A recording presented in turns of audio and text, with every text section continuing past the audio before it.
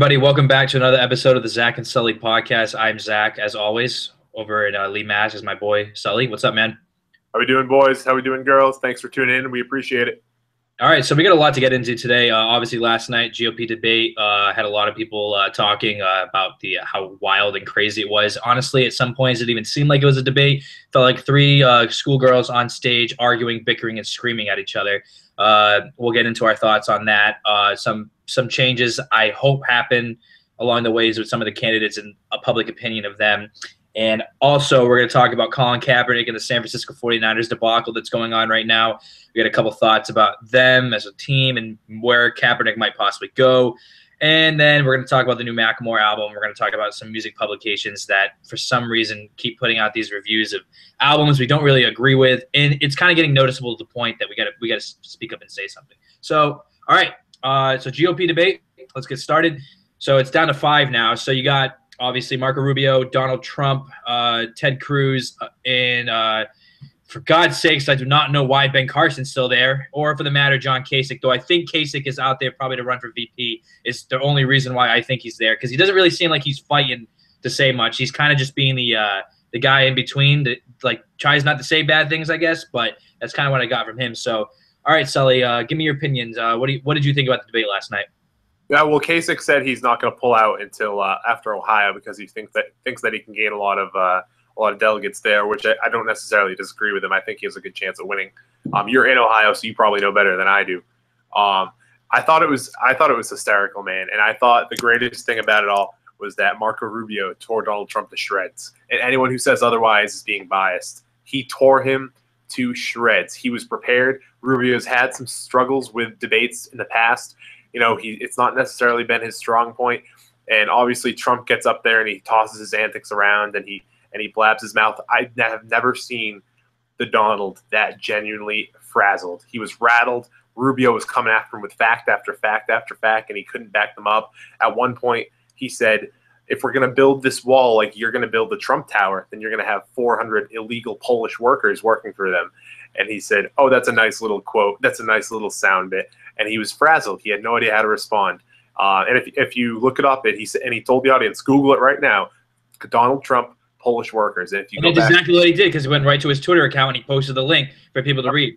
Now, I would say out of the Republicans, Marco Rubio is by far my favorite one out of all of them. One, because Ted Cruz to me is too much of a religious nut in my case, because he's always talking about he goes to these debates. He's like, I only live my life by two books, two books, the U.S. Constitution or the Bible, and that to me is it's a little too much on one religious side, so I can't get behind that. Donald Trump is just he just gets on my nerves. The ignorant things he says. And the thing that I've been saying all along is that Trump says all these great things that he's going to happen, but he doesn't really say what direction they're going in. He just talks about how he's going to build a wall and how he's going to make America great again and how we don't win anymore. But then Rubio comes out last night and said, well, what's your plan? What are you going to do? What is your plan that's going to put this forward? And you're going to tell everybody okay, well, you're saying all these fantastic things. You're talking about how you're going to make America great again. But what is it that you're going to do?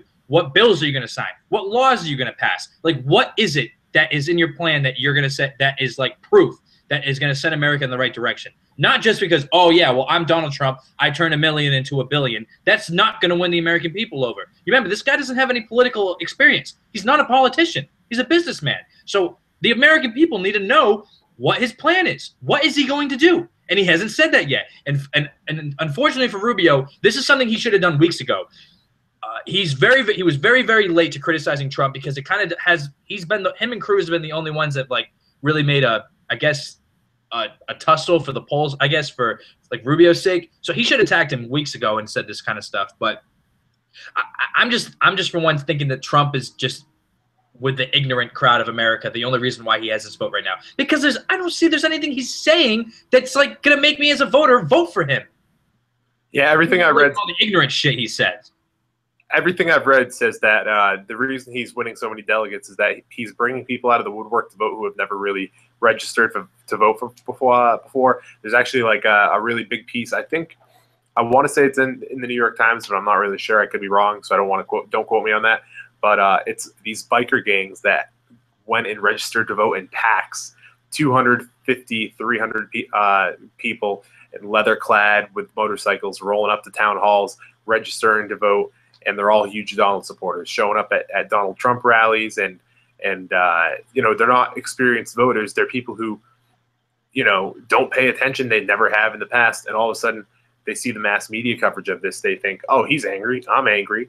You know, oh, I don't want to lose my gun rights. I don't want to lose this. He supports me. I think Mexicans are taking jobs away, which is ridiculous because there's other Republican candidates that have the similar a similar belief on guns rights. Ted Cruz loves guns, him too. Not advocating Cruz, but this is what I'm talking about. What I agree with you. People don't pay attention to these things.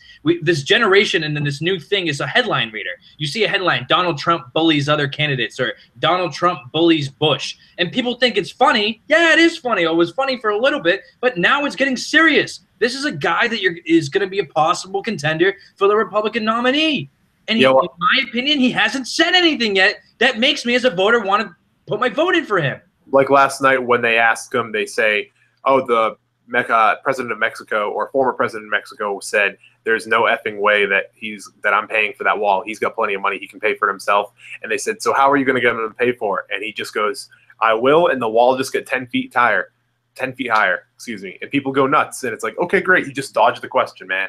You didn't say anything substantial. And I think the smart American voter knows that. The thing is, though, is that he's not stealing votes away from Republicans. True Republicans, legitimate Republicans, he's not getting votes from. He's getting votes from people who have no idea what they're doing. Like the kid that was like 22 years old or something that they interviewed after he was of Hispanic heritage, and he raised his hand and said, I voted for Trump. And he said, he seems angry. Great. Hey, what are your thoughts, too, about Rubio, again, going after Trump, him bringing up Trump University? How about that, what he said to Trump about that? Power to that, man. He said and it's funny because he talks about how Hillary Clinton's going to be like persecuted for all these bad things, which I agree she should. I think Hillary Clinton is a horrible human being. I think she's a liar, and I don't think she should be able to run for what she's done. But Donald Trump, he's right. He's going to get sued. He might have to be on trial in July. We could be like a couple months away from the nomination, and might be in court because there's lawsuits going against him for this. Yeah, I mean, there's this. We've talked about it before. This election is a very big mess. I mean, there's still talk of Michael Bloomberg entering it, which I think is absurd to think that someone legitimately would be able to think that a third-party candidate can enter at this point and have any sort of impact. It's a mess, man. It really is. What about last night when they're bashing Trump and Carson goes, "Can someone bash me?" That to me right there just says like it's useless for him to be there. And it's funny.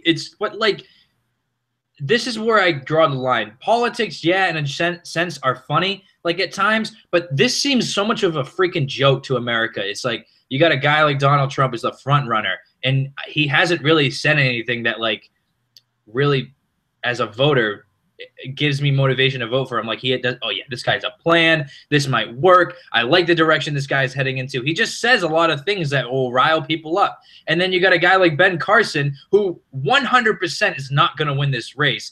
Why is he on stage still? God only knows. Every time he speaks, I'm like, feel like I'm falling asleep. It's like, oh God, he's not going to win the candidacy. So just cancel your campaign and make it easier for the other guys. And Kasich, like, I don't know. I mean, I have a hard time like going against him. Obviously, the Ohio State guy. I mean, cool, like whatever. But like, he's not going to win either. No way is he going to win. I think Kasich's really looking at Ohio. I think he's looking at Boston, or excuse me, Massachusetts. And I know Carson is waiting till Super Tuesday because if he can make a significant amount of an impact in a couple states, a handful of states, he won't. He won't. But he even drafted an email to his supporters and he said the outlook looks bleak. He admitted it. But I think he's saying some stupid crap in the media too, talking about how Obama was raised white. It's like, come on, dude. He's such an idiot, and he's a little bit on the kooky side too, which is why I've never really been a big fan of Carson either. Yeah, I didn't like Carson from the original debate just because he seemed to dodge questions. He seemed unprepared, but he was really mild-mannered, and people seemed to like that. I actually spoke with a doctor who works for the VA, and he worked at Johns Hopkins with Carson, and he said, trust me, he's not that soft-spoken. He's a very much different person. He said, I would never vote for him for president. Which, and not to say that I should go based off this one random guy that I spoke to, but it's giving me a little bit of insight, which I thought was interesting. I don't know. I think it's Rubio's job to lose right now. I think Super Tuesday is going to be huge. I think it's going to show. I think he's going to beat out Ted Cruz in a significant amount of states. Maybe not necessarily. I mean, not Texas. Cruz will win Texas. I think it's ridiculous if he doesn't. But I think he's going to have a big showing. I hope he does, because I honestly think he's the one who's the most logical one so far. Like, obviously, I'm not saying like I'd love any of these candidates at all, but to me, like, at least Marco says things that like he has ideas that are actually like can actually like you can say, oh well, he's gonna do this when we do that. Like, it's not like something preposterous like building a wall or like the plan that Trump has. Like, how is he going to get all the illegal immigrants out of the country? Is he going to pull like a freaking Nazi concentration style and bring trucks out and start riling these people up and throw them out of the country? That's completely unconstitutional. And yet there's a majority of America that are getting behind this guy, which is mind-boggling, unbelievable. Yeah, I mean, to that, I just say if you like your vegetables, then even Marco Rubio came out and said, like, this is so unconstitutional. You cannot do that as the president. Yeah, I mean, look, Rubio. I have no idea. I'll preface everything I'm about to say with I have no idea who I'm voting for yet. I don't know which party I'm going for. Neither do I. But with that being said, Rubio's got a lot of good ideas. He proposed a tax break to families, or I should say, an additional tax break to families. I think it's like 25% to pump back into the system. He proposed a tax break to companies who give mothers of newborn children. I know the Hispanic crowd was upset about him like ending one of the bills, but he deemed it unconstitutional. And I looked into when I heard what he was saying, and like, I mean, it makes sense if he believes that the U.S. president, what he's doing, it's like the law was unconstitutional. Then so be it. That's his opinion of it. But obviously, there's going to be things with the candidates that people disagree with, and I'm not denying that. I mean, there's things that Bernie Sanders says that I don't completely hate either. I mean, he's a good guy with great values, but like at the same time, it's like this. He says things that I think are absolutely preposterous and very hard to achieve. So, I mean, like you said, it's tough. There's not a lot of candidates right now that are straight shooters that like, yeah, this guy is my favorite. You know? Yeah, I mean, another thing, Rubio's big on education reform at the higher level. So he doesn't want everyone to go to college for free. He thinks that the system is outdated, which I agree with him. I think it is. I think it's hard to get a 4-year degree now, especially if you don't go right out of high school. It puts you in a lot of debt. It's hard to get a meaningful degree, not for a lot of money, and it's just not reasonable. And why continue to pay these really high prices when there's alternatives like a vocational school or vocational training? He also wants to pump vocational training into members of the armed forces that retire, for veterans and stuff like that. He plans on working with the VA to get that in order. I think he's got a lot of good ideas. There's plenty of stuff I don't agree with him on as well. But that's any candidate, you know what I mean? I wish he would focus a little more on climate change. Of course. I wish, and I agree with that. I think that the problem I have with the Republicans is that many of them just still are on this whole entire pro-life thing. Pro-life issue is like one thing that I just can't get over. Like, if you like, it's a woman's choice. That's my opinion on it. It's not somebody else's right to take that away from a woman. That's completely messed up. And also, the other thing I have to say is, like, even with religion, sometimes gets a little bit out of hand. Like with the whole gay rights thing. I know some people obviously are not like mixed in that crowd. And the other thing with the Republicans that I'm trying to think, there was one more thing that was going on. The whole situation with Planned Parenthood is like a gray area for me, because what I felt like what Planned Parenthood was doing was not that great, but also at the same time, I also felt that the purpose for it with families and stuff is something that needs to be relevant for many families in America. And the whole thing with the whole abortion thing, that's another topic for today. But I'm just going to quickly say, like, if you're a woman and you feel that it's your right that you can't financially support a child, or you can't have a child right now, that is your choice. That's not somebody else's choice to take that away from you. And I think that's something Republicans got to get over at some point. Like, this is, and I feel like, and climate change is what I was thinking of. That is something that needs to get addressed. I don't care who the hell you are. I don't care what stance you are. There's evidence that there's something going on. I mean, there's evidence. It's true. I got a roommate who's studying it right now. I believe everything he's saying about it. I mean, you can't be in denial about these anymore. And the problem is these candidates, they don't want to speak on it because they're afraid of losing votes on the conservative side. You know? Yeah, and there's a lot of political effects that are coming off of climate change that people aren't realizing it. The Syrian problem very well could be directly attributed to it. It's the same way with Democrats and how they are with guns, you know? They don't want to speak up on it because they're afraid they're going to lose the left side of the vote. And it's unfortunate that these, like, the parties, I think the parties are a great thing to have because you get two different sides, but you shouldn't be afraid if you reason with one side. And that's the reason why we're not making any progress right now, because nobody wants to agree with anything on each other right now. It sucks. Well, the thing is right now that it's tough in the primary, but once you get to the election, then it's a little bit easier. But because you can come out and say, hey, this is how I feel about gun rights. And if someone's a liberal and all of a sudden a liberal says that they feel a different way, well, they're still probably not going to vote Republican. You know what I mean? So it's easier once you get in that respect. But as of right now, you're right. People are afraid to come out and say stuff like that. It's unfortunate. So Super Tuesday is coming up. We'll be talking about this a little bit more once the polls come in. So yeah, we haven't really hit on the political side on the show yet. We've been primarily sports and music, but like we said, we'll talk about anything that's relevant, and I felt like that's something we need to get across. And remind you that we're not a conservative or a liberal show. We are just stating facts. This is what we think, and that's all I really got to say. So all right, moving on. I guess you want to move on from that. Yeah, absolutely. So Colin Kaepernick, man, lay it on me. All right, so this whole thing, so I guess he's requesting a trade from San Francisco now. This whole thing has been an absolute abomination since Harbaugh got thrown out in the dirt. So I don't know where he's going to end up.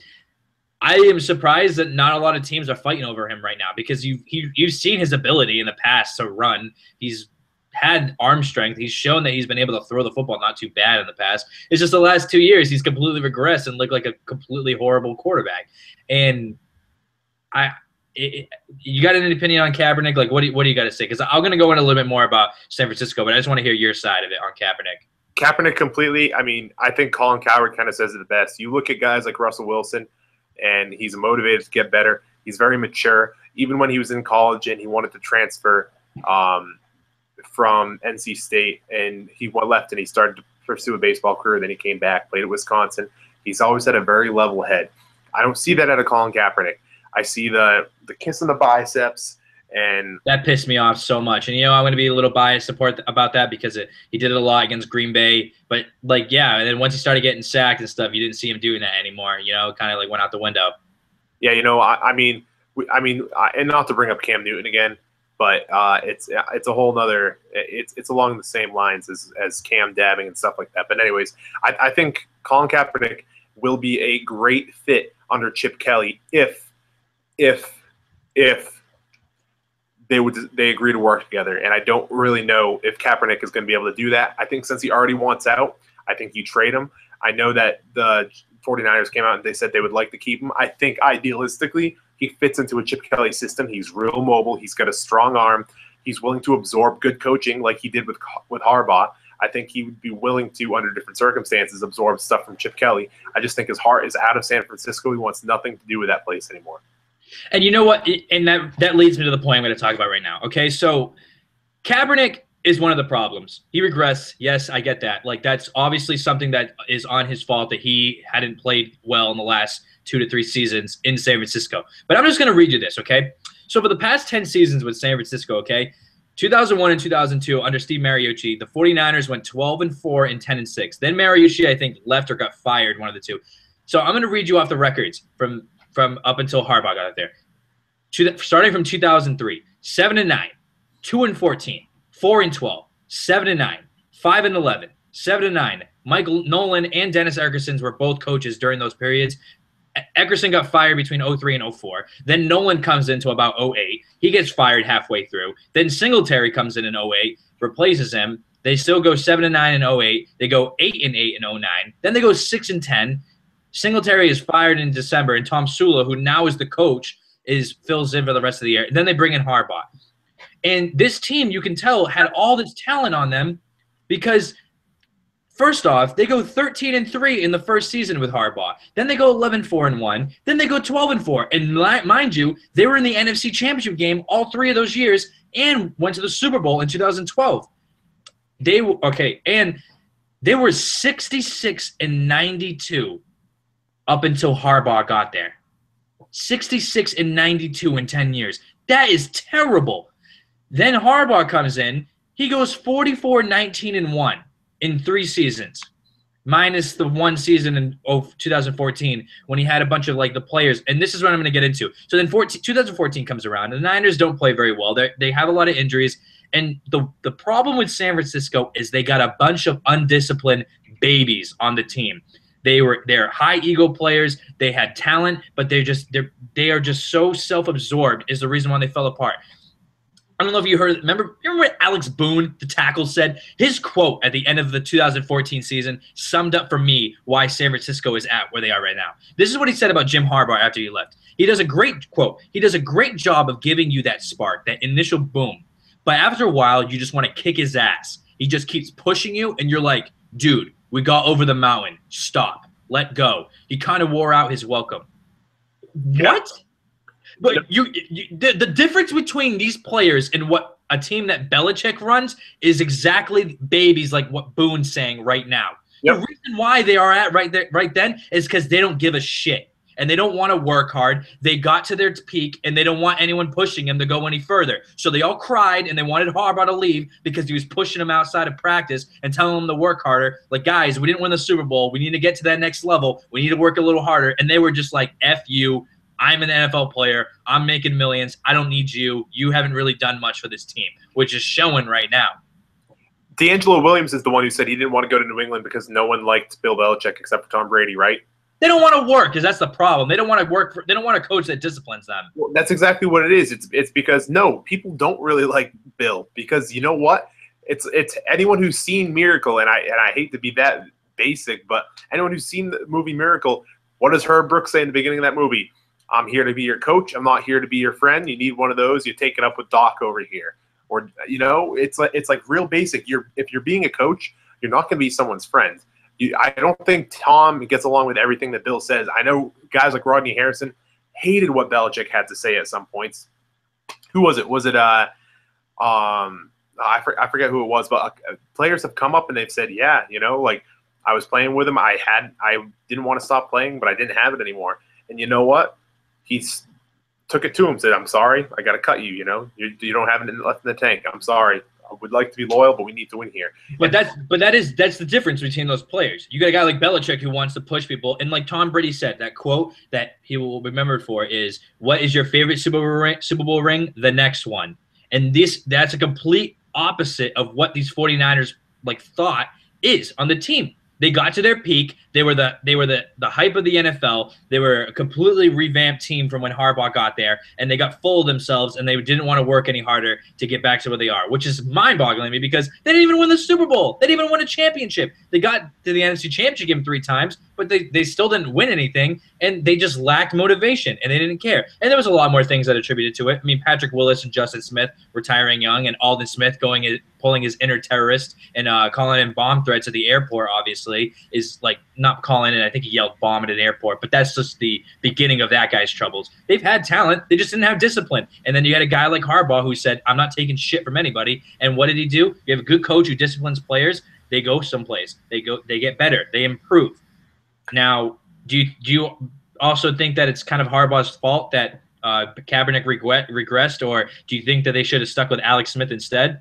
I 100% think they should have stuck with Alex Smith. Look, he's done fine. He's done very, very well for Kansas City. I thought he looked great in the playoffs last year. He's very consistent. He's not going to light you up. He's going to go with 19 of 21, and he's going to get 150 to 200 passing yards, and they're going to do it beating you on the ground, but he's a legitimate quarterback option that poses a threat that makes you second-guess the pass. That's what he does. That's what he does well, and the Chiefs know it, and the 49ers could use that to their advantage as well. Go on.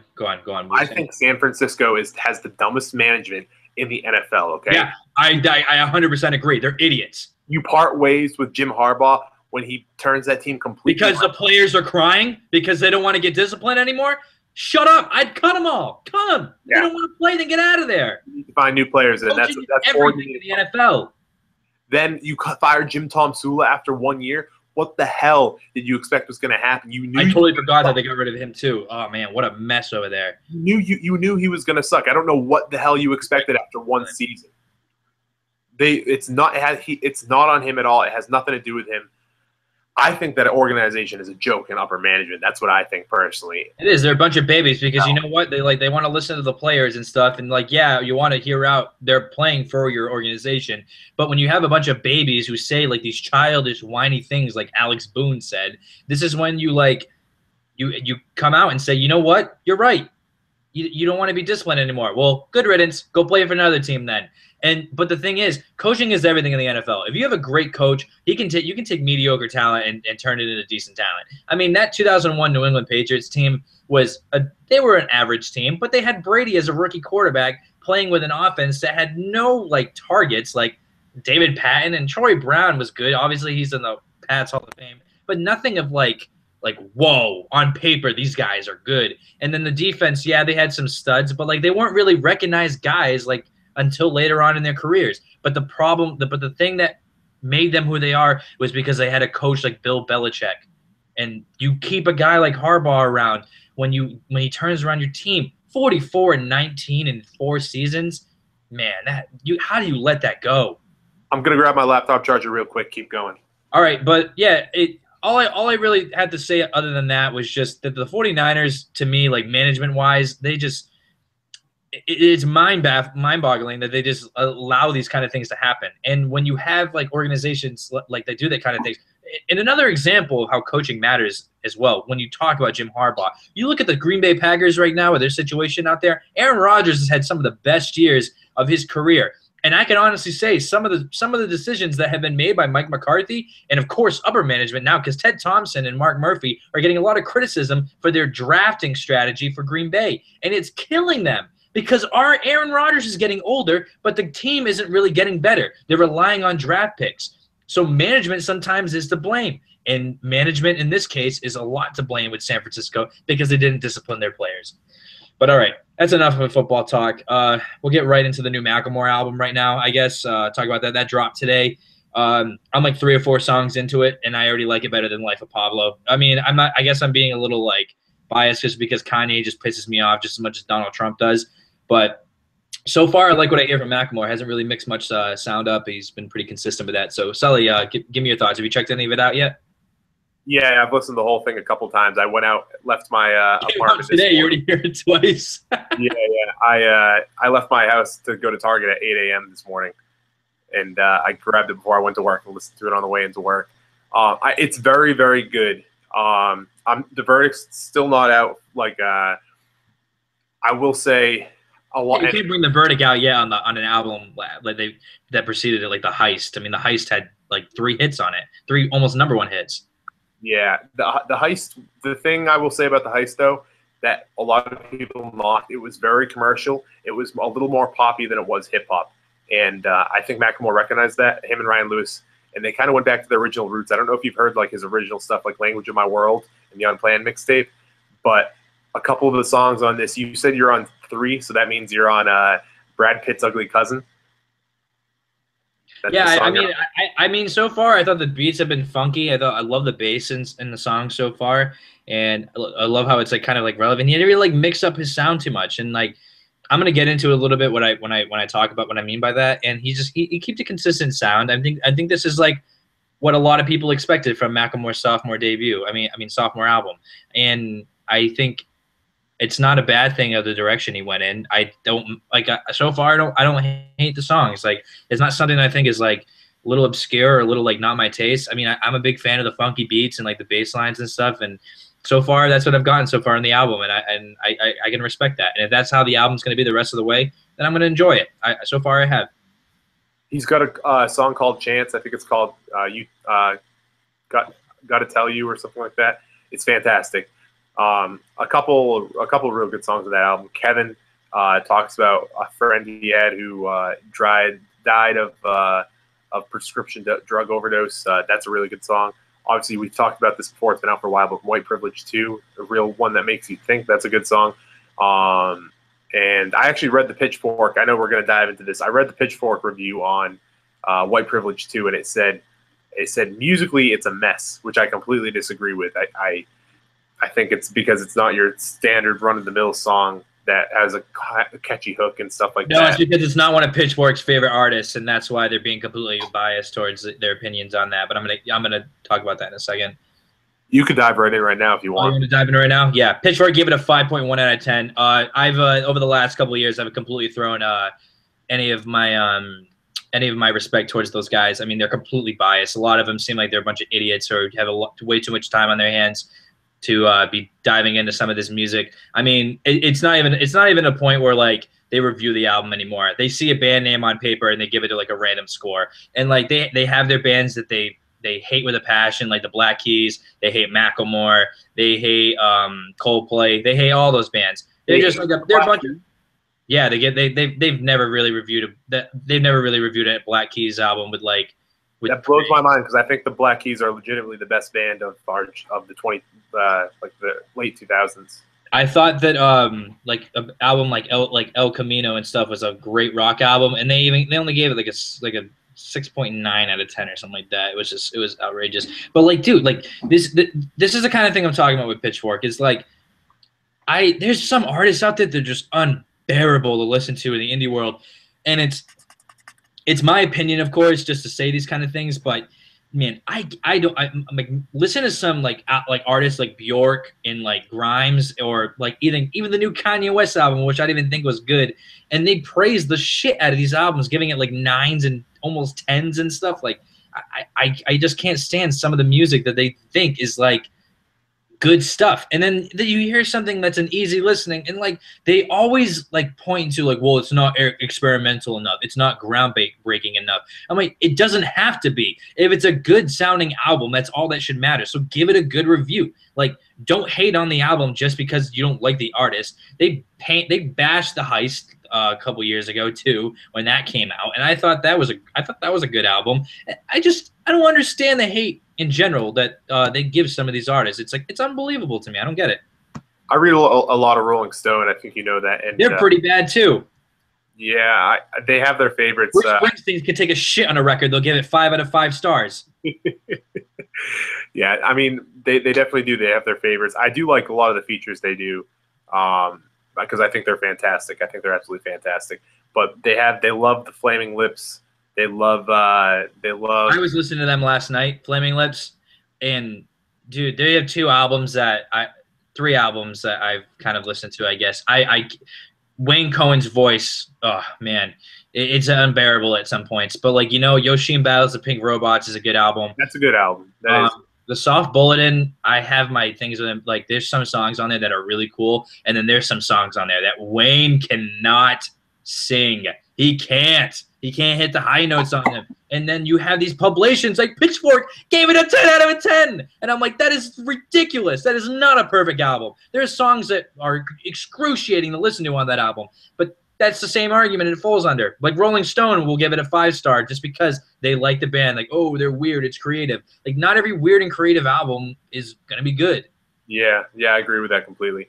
I think finding a sound and sticking with it for a couple albums. Like, this is Macklemore's second album, and it's not even like he's putting experimental. He's been featured on 1 or 2 songs in his time in between these 2 albums, and that's it. The guys. Adele's new album got a 5 out of 5 star from Rolling Stone too. Really? Yeah, dude. It's like, I'm saying, like, dude, like it's all about the artist on paper. It really is. That's how they put publications on there. I will say it's different. It's different writers too. So you get someone. I don't know. It's all such a toss up. It is, and like I said, they have their favorite bands, and they'll give the album the score of like whatever it is, and unfortunately, that's the thing. So, anyways, just to wrap it up, music critic sites are good for insights because they're quick to release of albums and stuff. All I have to say to you is try not to be like too influenced by the score they give it, because most of the time it's something you won't agree with. Though I will say, if it's like praise, check it out. If you don't like it, it's your opinion. That's all that matters. But check out the new Mackelmore album. I think Mackelmore and Ryan Lewis get a lot more hate than they should. It's really ridiculous. I think it's more of just people trying to fit in with the hype that they are not an acclaimed group. But I think they put out good music, and I don't have a problem with them.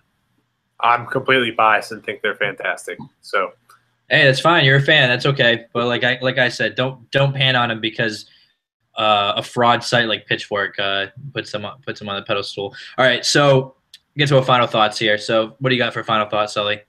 So there was a lot of rumors, and they're just that. They're rumors. They popped up on WEI, Boston Sports Talk Radio, that the Celtics were almost going to deal for Kevin Durant. It was a deal including the Brooklyn pick and Marcus Smart, and Danny Ainge withheld Marcus Smart from the deal.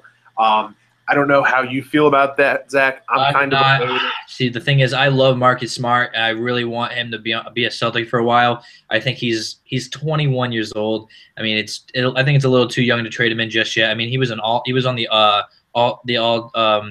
Rising Stars team. Yeah. And Kevin Durant obviously is a superstar, but I don't know. I would be really picky with that because I feel like Kevin Durant is a guy that could come in and like change a lot of things for Boston and make him a contender if he ever did come to play for the Celtics. Love to see him in the green. Obviously, it would be cool, but it's a deal I wouldn't love or hate. You know what I mean? Like, I would hate to see Smart and that pick go, but I also wouldn't hate to see Kevin Durant come to Boston. That'd be cool. I would love him. I'm okay with not trading for him, mostly because his deal is up at the end of this season. So I don't want to give up Marcus Smart and the #1 overall pick, which very well could turn into someone like Brandon Ingram. Or not #1 overall, but a lottery pick, excuse me. It could turn into someone like Ingram. And I would really, I don't, as good as Kevin Durant is, I don't know if he's worth both of those as a price. With that being said, if the Celtics could sign him this offseason, it'd be fantastic. I personally think he's going to go back to Washington or he's going to end up in Golden State. If Golden State can figure out the cap room, which I don't know if they can, I think Washington. That would be terrifying if he went to Golden State. They would never lose. They would go undefeated. But you also have the problem now. Who gets the ball? Steph already has free will to shoot, and I don't. Klay Thompson's a good teammate. I mean, he can shoot. That could be a disaster, though, seeing who gets the ball and what and all that. So I think Boston would be a good fit for him. I think he could play alongside a very young team with guys like Isaiah Thomas and Smart that are going to be very, very good. He can mentor guys like Sully, who are still kind of coming into their role, Kelly Olynyk. That's what I think. I think he would be a perfect fit here, but I honestly think he's going to go back home, if you want my opinion. Wouldn't be surprised with it either. My final thought, I got a shout out to Grayson Allen from Duke. Stop being a punk bitch. Play the game, man. I think he's a good basketball player, but man, like you've obviously seen the last couple of games, the last 2 games in this month. It looks like he's intentionally tripped players, which I don't have a problem with people fighting and like putting elbows out at people and playing aggressive. That's what basketball is all about. You got to get in there and fight for the ball. I do, however, have a problem when the player is not looking and then you throw a leg out just to knock him out on the ground. That's cheap shotting. I know Duke gets a lot of hate for their like reps for their like white players like Christian Laettner did and JJ Redick did and the way they played ball, and Grayson Allen's getting the same crap. I don't necessarily think it's just Duke players. There are guys out there that make plenty of dumb plays, especially in the heat of the game. But man, you got to watch these 2 games, man. You got to look at yourself and say, this has got to stop. You can't be doing this to the other team. This is ridiculous. Grayson Allen is a scumbag. I would love to punch that guy right in the face. He's got the perfect punch face. I hate him. I hate him so much. I hate him more because he's on Duke too. I hate him. I hate Duke and I hate him. I hate the Duke floor slap. I'd want to punch him right in the face.